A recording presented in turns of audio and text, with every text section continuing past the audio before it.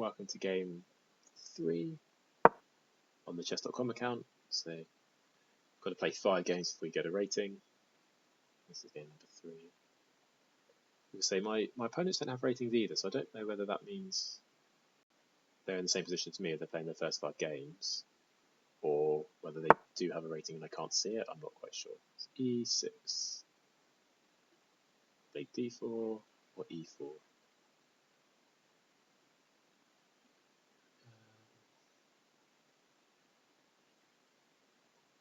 Let's play E4.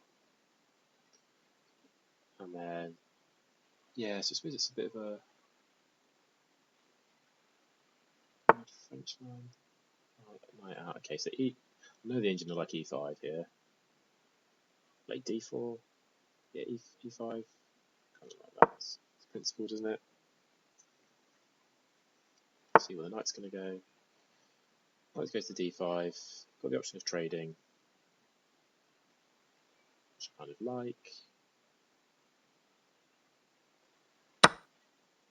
Take that off the board. And then on ED, D4, we've got a big centre. And it's quite difficult to dislodge those pawns, isn't it? Because usually in these kind of structures, your pawn break for black is going to be C5. Oh wow, okay. Here comes the queen. Wanting to come in here. I think I'm quite happy if you come in there. Right there, queen there. Bishop out. Seems okay. I think anything other than G3 is probably right. I could play bishop D3. Maybe bishop D3 is quite strong, is it? Removes your threat of wanting to go there. You haven't got any good follow-up. Oh no, yeah, so bishop D3 drops a pawn, so scrap that. And with no decent discoveries. What else is there? I think knight out's good enough. Yep, knight f3. Gets a tempo on the queen. Queen out. So I was looking at bishop e3, and then bishop d3, almost trapping the queen. Last available square is queen g4, so we could try and trap him in. Something like h3 afterwards. So let's start with this.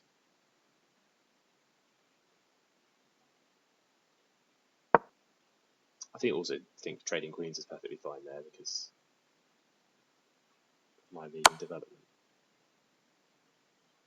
Okay, so bishop check. C3 is a kind of a move that I was hoping to play anyway.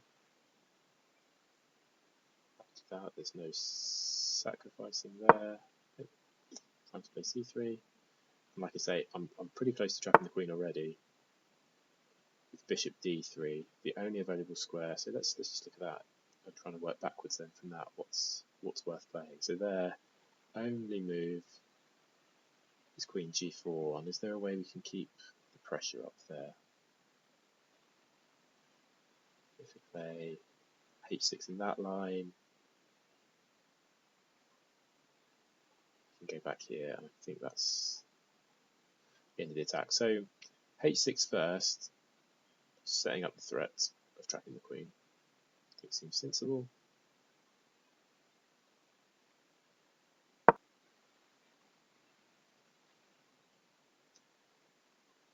So yeah, the queen's wasted a lot of time coming to H4, over to E4. It's going to have to move this turn, or it's getting trapped in. Oh, okay, opponent hasn't seen the threat, I don't think. So bishop D4, bishop D3. Sorry, what can you do there? I don't think you can. You can take. I don't think you can do anything. I think opponent missed my threat there. Queen looks like it's causing me some bother on E4, but actually I've managed to entomb it with my bishops and knight working together. And I don't think there's any decent knight moves or bishop moves that get you out of this. So you can pick up one of the pieces for it, but I don't think don't think that's going to be enough compensation for your queen. Again, opponent is moving very quickly. You start with 15 minutes. They're only down to 10 seconds now. With a bit of thought on this move, so a bit more care needed in some of the critical positions. So I think before playing the knight out, he had to retreat his queen. He had to go back here or something like that. So he's taken the bishop. We pick up the queen.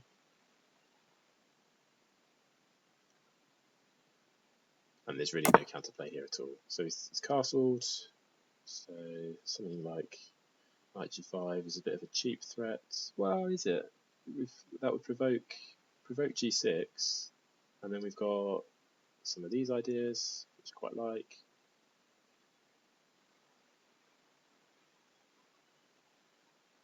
And that creates, yeah. So whilst the checkmate threat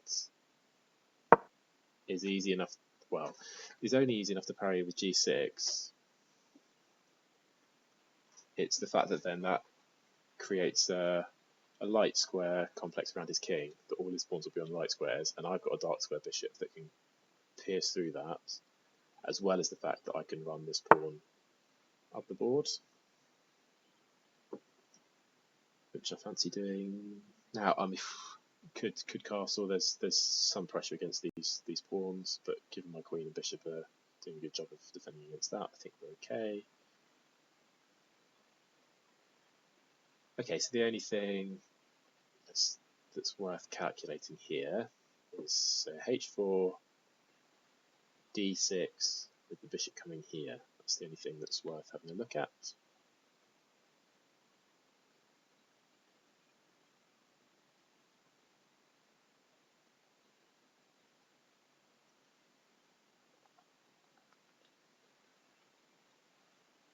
So I could play g4 first to kind of stop that.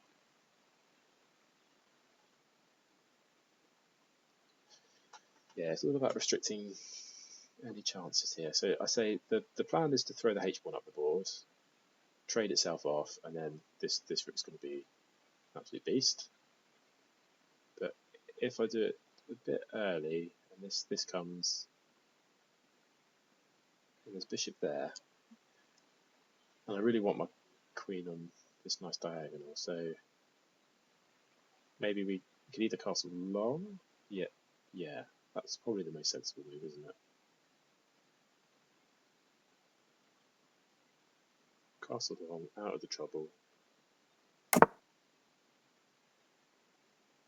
And then the other move, I'm kind of thinking to protect against this idea, is to play f3.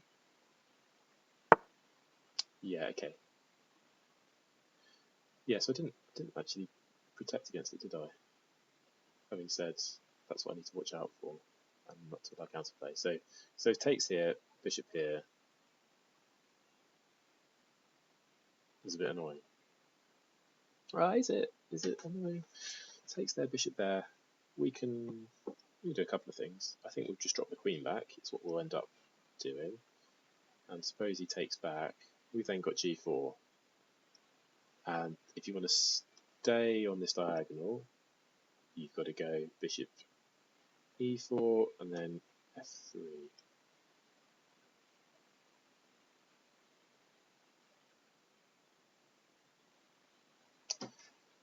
So the only thing, if we think of the move order of some of that, though, is okay. Right, he's resigned. He was down a queen, to be fair. Well, thanks for watching. 3 games down.